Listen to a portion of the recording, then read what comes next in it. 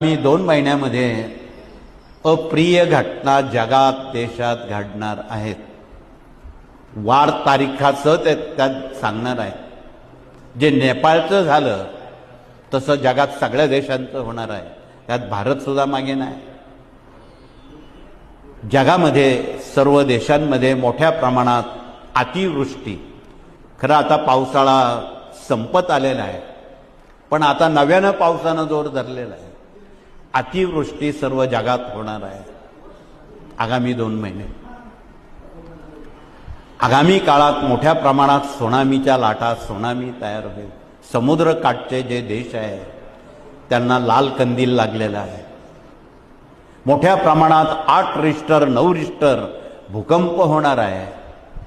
त्यात भारत आहे, गुजरात आहे, दिल्ली आहे, जम्मूपासून तर सर्व पाकिस्तानपर्यंत खूप मोठ्या प्रमाणात भूकंप होणार आहे.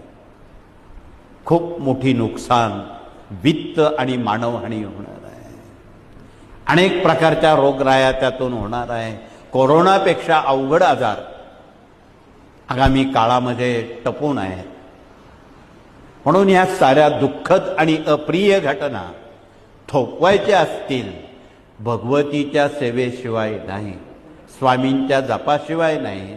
म्हणून आपणाला ग्रहपाठ